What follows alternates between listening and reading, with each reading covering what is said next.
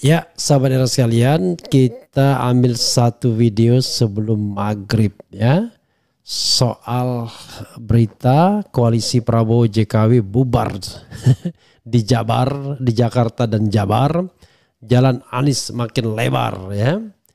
Jadi bagi mereka hal ini pasti terasa hambar ya. Ya, sahabat era sekalian, coba kita lihat beritanya ya. Ada juga berita-berita asing soroti kesehatan Prabowo Subianto. Dikhawatirkan tidak mampu memimpin pemerintahan dan akan digantikan Gibran di tengah jalan. Padahal Gibran belum cukup dewasa ya. Calon gubernur Jakarta dari Partai Gerindra ada di saku Prabowo Subianto. Ini yang nulis adalah seorang kolumnis bernama Tarmizi Yusuf ya.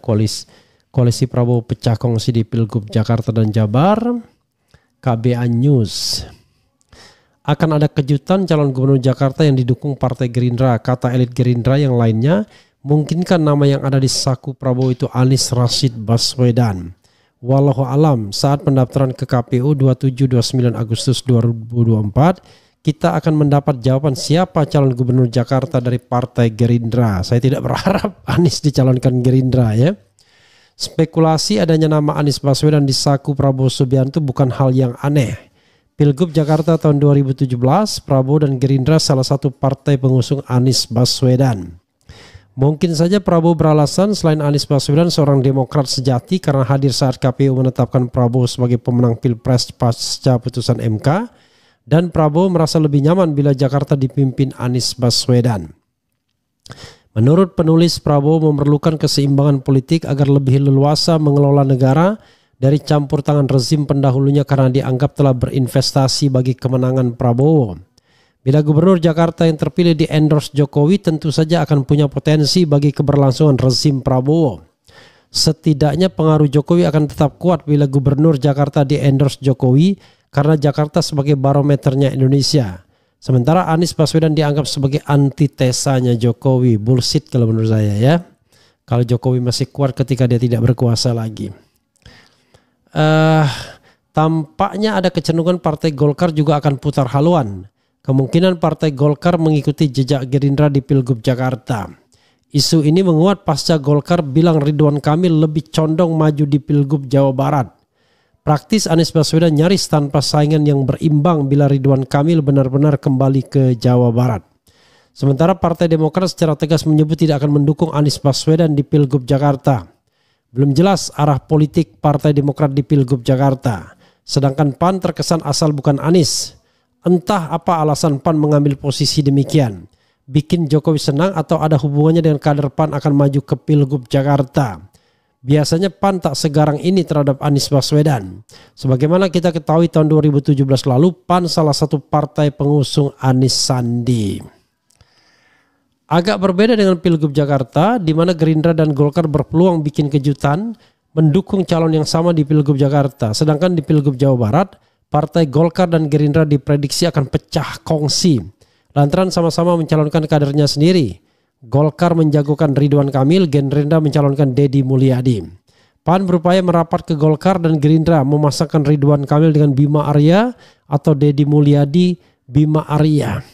Tidak menutup kemungkinan pula Gerindra berkoalisi dengan PDIP di Jawa Barat, duet Deddy Mulyadi Ono Surono. Tak mustahil pula Golkar menggandeng PKS di Pilgub Jawa Barat, duet Ridwan Kamil Haru Suandaru. Pecah kongsinya koalisi Prabowo di Jawa Barat diperkirakan tidak akan berimbas ke koalisi Prabowo di pusat. Golkar dan Gerindra tetap solid sebagai bagian dari pemerintahan Prabowo. Wallahu alam bisawab. Bandung 29 Zulhijjah. Tarmizi Yusuf, kolumnis. Ya, sahabat sekalian, kenapa orang selalu mengatakan bahwa Jokowi akan punya apa istilahnya ya, punya pengaruh besar? Saya mengatakan rasanya omong kosong kalau Jokowi punya pengaruh besar setelah tidak lagi menjadi presiden ya.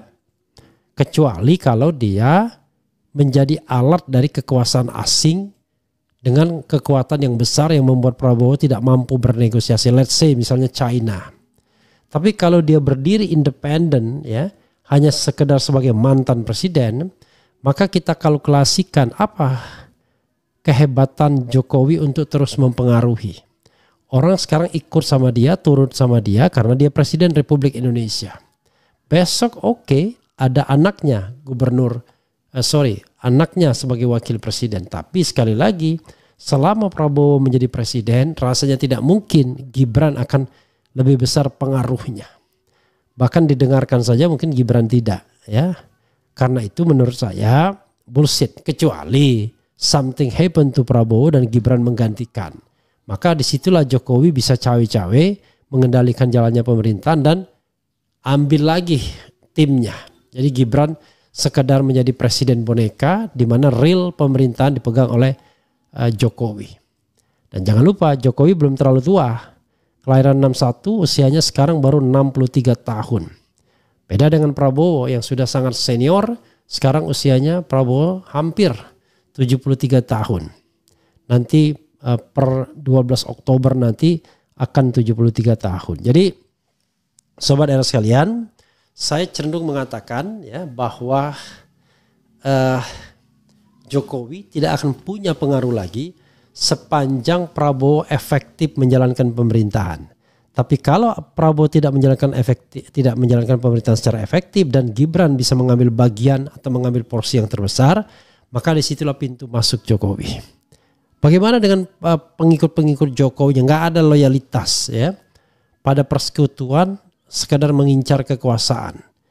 Ya, Jokowi bukanlah pemimpin ideologis, tapi pemimpin yang pragmatis saja. Begitu dia berlalu, ya berlalu pula kenangan terhadap dirinya. Ya kalaupun ada barangkali kenangan yang sifatnya materi ya.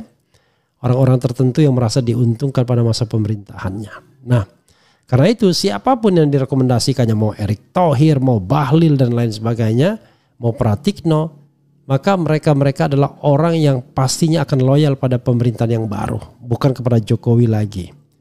Ya, bohong besar kalau menurut saya kalau mereka akan tetap loyal kepada Jokowi. Sekarang iya, tapi tidak ketika tidak berkuasa lagi. Itu yang perlu digarisbawahi. Karena itu menurut saya tidak relevan lagi ya mengkhawatirkan Jokowi untuk bisa cawe-cawe, kecuali saya katakan tadi dia menjadi alat bagi kekuatan besar di belakang layar yang tidak mampu akan ditolak oleh Prabowo Subianto. Mungkin orang-orang yang dengan kekuatan finansial besar, baik kelompok maupun negara asing, di mana kemudian bidak caturnya adalah mantan presiden. Kalau itu terjadi, maka bargaining position Jokowi akan masih tinggi. Tetapi kalau tidak, menurut saya selesai permainannya ya. Itu analisis yang bisa saya kemukakan. Jadi sekali lagi sobat era sekalian, yang perlu kita pikirkan adalah bagaimana kita membuat pemilu yang jujur dan adil. Kalau pemilu jujur dan adil, hanya orang brengsek, hanya orang yang curang, orang yang culas yang takut. Tapi orang yang lurus tidak akan pernah takut dengan pemilu yang jujur dan adil.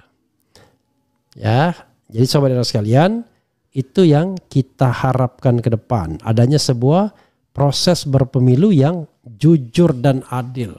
Ya, saya ingat ketika di sini Sudirman Said mengatakan cukup Anies memerlukan pemilu yang jujur dan adil, maka dia akan memenangkan pertarungan. Walaupun kalau ditanya sekarang barangkali tidak lagi ya. Karena mereka bersimpang jalan. Tapi whatever it is, saya ingin mengatakan sepanjang dua-duanya punya komitmen kuat bagi pemberantasan korupsi, komitmen kuat untuk menentang oligarki, komitmen kuat untuk menolak kecurangan, komitmen kuat untuk berbakti kepada negara ini bukan pada kepentingan pribadi, maka mereka punya value ya, menjadi man of value. Tapi kalau tidak, maka mereka akan tercatat akan dengan menjadi pemimpin yang sama saja. Nah mudah-mudahan paling tidak walaupun 2024 kita barangkali sebagian kecewa karena pemimpin yang hadir dipenuhi dengan politik gentong babi, menggandeng penguasa untuk menang, paling tidak di 2024 Pilkada Jakarta kondisi berbeda. Ya, rakyat yang memilih, rakyat yang memenangkan, bukan aparat atau gentong babi yang memenangkan.